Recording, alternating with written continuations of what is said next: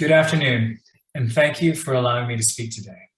I was diagnosed with adult polyglucosan body disease in October of 2018. Many years of unrecognized symptoms preceded my diagnosis, and it was only luck that eventually resulted in my being able to give my condition a name. I rarely discuss my disease or its symptoms with anyone except my wife, Kathy, or my mother. For the most part, I try hard to forget that I have any condition at all, so it's cathartic to revisit my situation every once in a while and to review its gradual progress and impact on my life.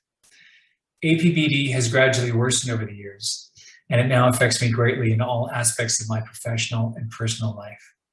At 57 years old, I'm relatively young compared to many APBD sufferers, but I can feel that the effects are compounding as time goes by.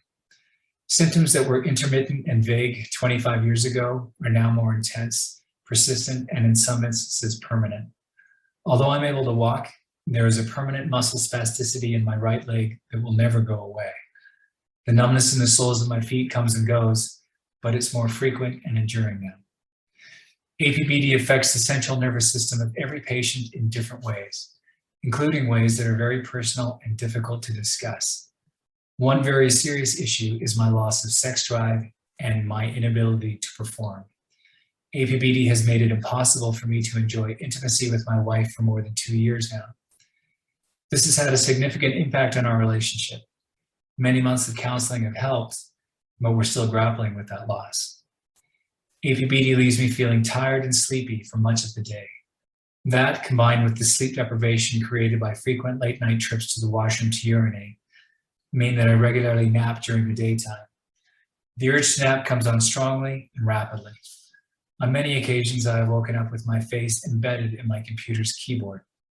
My current employers have been very patient with the situation, but my wife and friends find it extremely frustrating, and they don't really understand why or how I can fall asleep mid-conversation. If I have to drive for an extended trip, I'll usually pull over at some point for a brief nap before carrying on. Recreational running has been a lifelong pastime for me.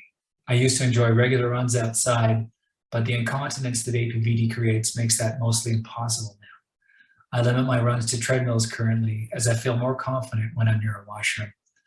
My feet and legs were not too bad in the past, but in the last year they've become more painful and my gait is gradually becoming more unsteady. I used to take steps 2 at a time, but after several spills, I now plant my feet slowly and deliberately when climbing them, in case I catch a tread and do another face plant.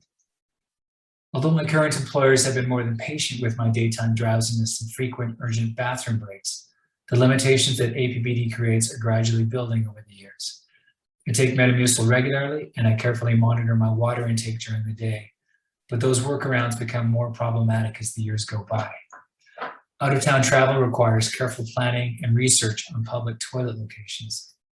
After a few accidents, I keep a change of clothing nearby and I try to limit my trips out of the office.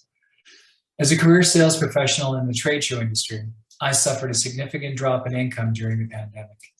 In years past, I would have quickly sought a position in a new industry, but APBD has handcuffed me to my current situation.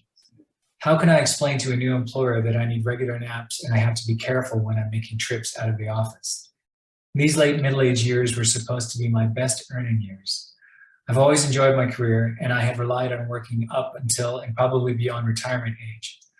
I'm near retirement now, but unfortunately I'm nowhere close enough. I've sadly and slowly begun to accept that it's unlikely that I'll be able to work continuously up to age 65. It's my hope that the future holds a cure or at least treatments or therapies for my APBD symptoms. I'm 57, but I feel like I'm trapped in the body of a senior citizen. Like the other APBD patients that I speak to, I would welcome and readily volunteer for any new clinical trials or therapies that may become available in the future.